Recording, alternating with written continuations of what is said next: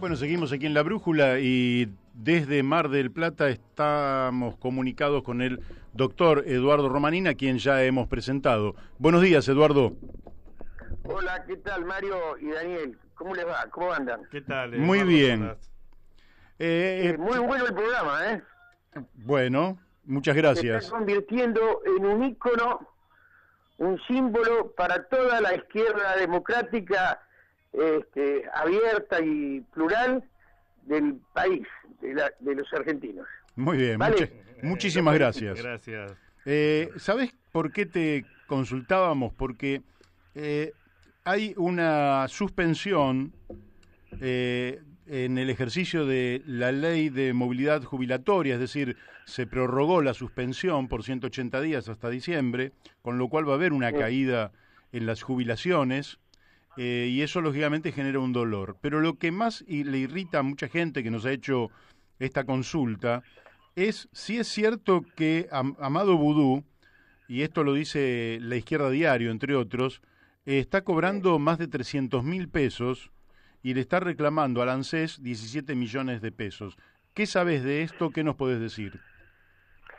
Bueno, sí, es cierto que el reclamo de Boudou de percibir la jubilación o la pensión como vicepresidente de la Nación, que estaba congelado, suspendido, se ha reactivado y hay un dictamen de 29 hojas del Procurador General del país, don Zanini, en donde efectivamente le concede ese beneficio. Uh-huh. Y esto a todos los llama la atención desde el punto de vista jurídico y desde el punto de vista político, porque como vos bien decís, en un momento donde se suspendió la movilidad para el grueso o la gran masa de jubilados ordinarios,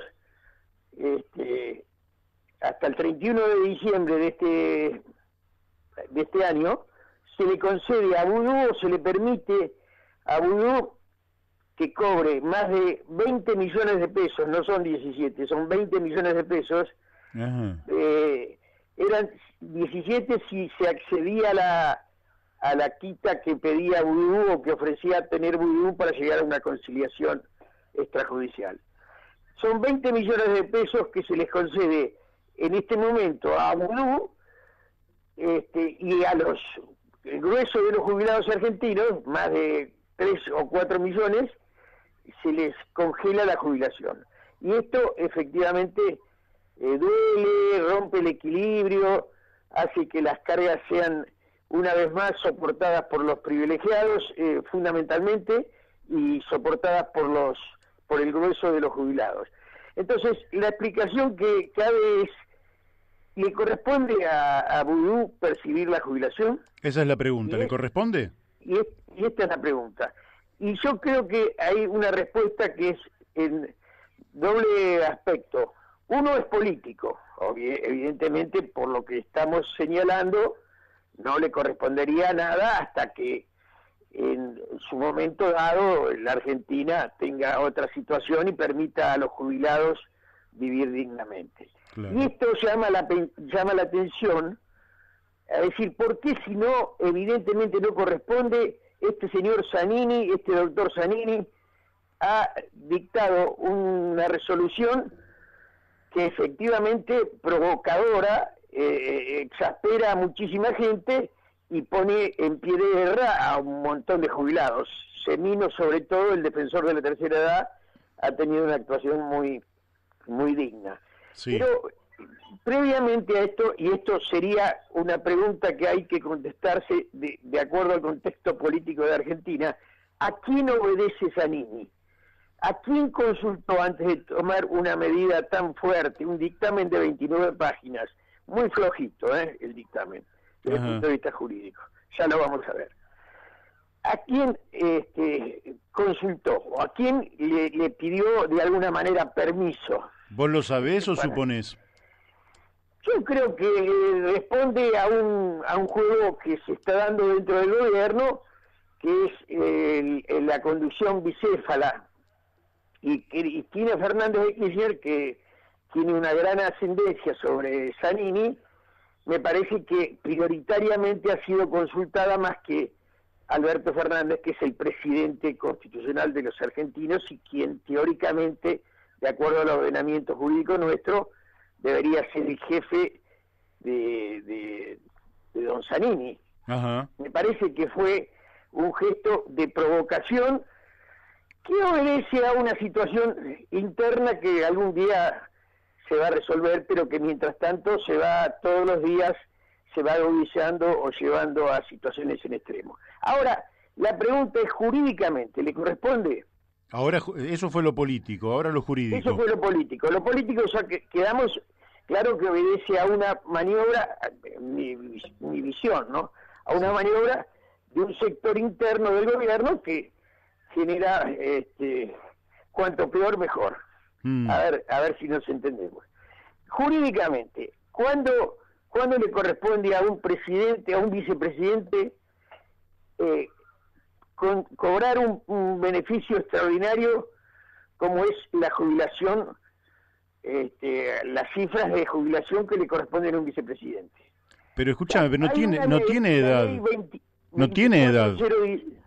No tiene edad para jubilarse. No, pero la ley 24018 le permite a aquellos que están en un acceso en la función pública, en un determinado, en una determinada jerarquía de cargos, acceder cuando terminan su mandato, acceder a una jubilación que a otros está vedada. Esto es lo que en definitiva se consagra o se consagró como jubilaciones de privilegio. Claro, tiene 57 años. La 24018 dice que le correspondería una vez que cesó su mandato como vicepresidente de la Nación. Uh-huh. Ahora, le pone unas limitaciones, y las limitaciones están en el mal desempeño de sus funciones, que previamente pueden ser privados de este beneficio aquellos funcionarios que en el ejercicio de sus funciones hayan sido despojados del cargo por un sumario administrativo o por un juicio sumario en delitos que confundan o en actos que confundan corrupciones administrativas. Uh-huh. En el caso, es decir, para el corrupto, la ley 24018 dice, este señor no puede cobrar la jubilación extraordinaria, no le corresponde. Ahora, en este caso, se había aplicado este criterio a Vudú, y en función de la doble instancia y el doble conforme que tienen en sus juicios de SICOME, que es un juicio netamente o claramente un tráfico de influencias con cohecho activo, que está involucrando el destinatario de un acto corrupto, ¿no? Y en el delito de falsedad de instrumento público, que es el del auto. Claro. ¿Te acordás que sí, los dos falsificó los 08 para poder transferirlo y lesionar a su mujer en el juicio que le estábamos haciendo por disolución de la sociedad de bienes gananciales que acá en Mar del Plata? Sí. Terminó y que fue ganado, que es fallo firme ya. Ya es fallo firme. En los otros aspectos, en los otros temas, lo que se asimila a la condena que recibió 5 años y 10 meses en uno y 3 años en otro, el hecho de que tenga un accesorio de inhabilitación permanente y perpetua para utilizar o tener cargos públicos. Uh-huh. Esta fue la condena de Vudú. Lo que hizo la Procuración anterior y la Oficina de Corrupción anterior fue asimilar esta condena y decir, nosotros, la ley 24018 impide acceder a la jubilación de privilegio, a este beneficio de cobrar la jubilación sin que tenga la edad, necesaria para hacerlas, Ujú. en función de 2 o 3 situaciones que están perfectamente especificadas en la ley. Y eso lo asimiló la gestión anterior a decir la inhabilitación que prevé, al ser en este caso tener doble conformidad y sobre 2 procesos, el que puede lo más puede lo menos, ¿no? Es el Claro. principio general del derecho. Por lo tanto, no le cabe cobrar o no le cabría cobrar a el señor Vudú esa jubilación extraordinaria ni ese monto retroactivo. Y se logró. Contra eso, Vudú recurrió por la nulidad del acto administrativo Ajá. y logró que a través del dictamen de Zanini se consagrara otro principio. Es el mismo principio que nosotros entendemos absolutamente antijurídico, pero que es polémico, Ujú. es contradictorio, que el que dice no es otro que el que dice que las sentencias, la doble conformidad que tiene Vudú por los hechos de Sicone y de falsedad ideológica de instrumento público no están firmes. Y no están firmes porque la Corte todavía, a través de un recurso de queja que fue denegado por las cámaras, todavía no se pidió. En base a esto es que Zanini ahora recoge el guante y dice, como no está firme las sentencias por los delitos de cohecho y falsedad ideológica, quiere decir que fundamentalmente Vudú puede cobrar ese beneficio. Y ahí es donde se basa y donde se traba la litis. Yo creo que jurídicamente es inaplicable el concepto de sentencia firme, que tiene un carácter constitucional en este caso. Hay doble conformidad, han pasado más de 15 jueces y eso supera con creces las formalidades que el artículo 29 de la 24018 le da o condiciona al cobro de una pensión extraordinaria. Está bien, bueno, eso es la Por parte, eso, está bien, está muy muy bien explicada la parte jurídica. Yo te quiero llevar, si me permitís, por otro carril también. ¿Por a qué? ver, Porque Amado ¿cómo no? Vudú es de Mar del Plata, vos sos de Sí, Mar sí, del Plata, pero quien sí, sí, preside la ANSES, la es Raberta, Administración Nacional de la Seguridad Social, Fernanda Raberta, también es de Mar del Plata. también. Y como Y yo pertenece al mismo espacio político, seguramente no va a apelar porque le está afectando los fondos del ANSES. no, pero es claro, esto Le está afectando los fondos que están destinados a los jubilados que aparentemente no alcanzan y por tal eso cual, hay una baja tal cual. en la jubilación. Pero yo no tengo ninguna duda, y así se lo decía ayer a este hombre, a Viñaski, un periodista de Clarín, que me preguntaba lo mismo. ¿Vos crees que Raberta le va a firmar el cheque por 20 millones de mangos a este hombre, a Vudú? Y sí, yo estoy convencido que sí, porque cuando le dieron la prisión domiciliaria a Vudú, Raberta felicitó con creces y decía que efectivamente se había demostrado que el lawfare o el fraude de ley que había operado a todo el gobierno kirchnerista, en este caso había fracasado. Es que la pregunta es si Raberta responde que es la que tiene que firmar el cheque con los 20 millones de mangos, responde o reporta a Cristina o reporta a Alberto. Porque si reporta a Cristina, como yo personalmente creo, y manifestaciones de ella lo han confirmado, no va a tener ningún inconveniente en firmar este cheque. Y a Cristina le va a servir como una especie de mojón para avanzar en su idea de absoluta impunidad, para que todo lo que se le acusa, más de las 30 causas que lleva adelante, signifiquen que hubo una manipulación judicial. Bueno, Esta es la idea. Bueno, en algunas hubo manipulación judicial. bueno, por supuesto, en Yo, 30 causas te imaginas. pues mirá, Lo que digan. en la de Irán, por ejemplo, es Sí, ridícula. Es yo estoy ridícula, porque es una convencido. decisión del poder La de político. Irán es ridícula. Es Pero no la de ridícula. Otesur. La de Otesur no, No la de ahí Otesur. esa es muy pesada. Y claro, porque son... El dólar futuro es otra que es absurda. es absurda Esa es también, el absurda. dólar Es decir, ahí habría que futuro, descartar la de Irán. Mm, Ahora, ella tiene 30 procesos. Y en los 30 procesos habrá algunas que tendrán fundamento y otras sin fundamento.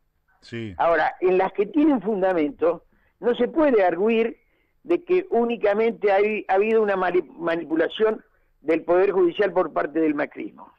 Me parece que es contradictorio eso. Hay denunciantes que me merecen la mayor de las seriedades y que no están manipulados o que no fueron manipulados por el macrismo. Hay un legítimo reclamo de la inmensa mayoría, yo diría del 80% de los argentinos, en que quiere que esto se aclare.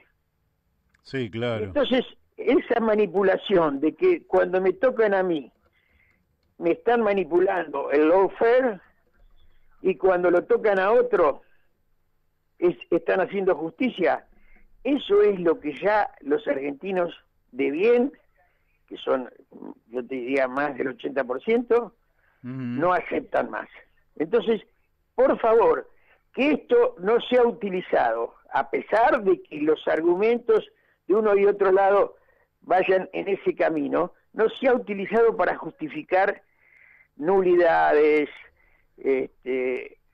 borradas, absoluciones, en los casos que efectivamente se ha demostrado. En el caso de Otesur, se demostró que se pagaba habitaciones que no se usaban y a un precio exorbitante. Sí. En el caso de la obra de Báez, yo también tengo ahí argumentos para decir, che, pero ¿y este tipo por qué de la noche a la mañana, Tucho, vos sos muy joven, Tucho Méndez de Canillita Campeón, decía Daniel, por ahí se acuerda.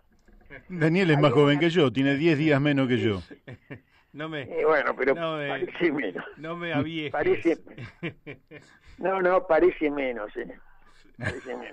Sí, parecemos tipo de 30 años, pero ya tenemos vos la pelada no te... No la acompaña la pelada.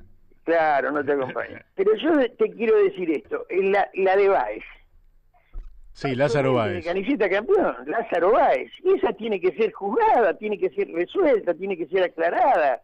¿Cuál es la participación que este señor tuvo en el 90% de las obras que se dieron para la provincia de Santa Cruz durante el periodo de kirchnerista? Eso tiene que aclararse, eso es la gente que está decidida a no olvidarse. Entonces, pretender utilizar este argumento del lawfare y la manipulación de la justicia, en el caso de Vudú, como para sentar un precedente, es a mi criterio una maniobra absolutamente mezquina y destinada al fracaso.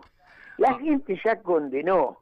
Ahora, el problema va a ser, para don Alberto, ¿qué va a hacer con estos casos tan notorios de corrupción y de rechazo de la mayoría, como en el caso de Vudú, de la mayoría de la gente que dice, no, esto es una locura, percibir una jubilación de 400.000 mangos por mes con un retroactivo de 20 millones, cuando se les está negando a la mayoría de los jubilados la movilidad jubilatoria hasta el 31 de diciembre, es un desdecirse, un desmentir todas aquellas promesas que se hicieron durante la campaña. Sí, claro, que iban a aumentar un 20%. Daniel de Abrantes te quiere hacer una pregunta. No, sí, digamos que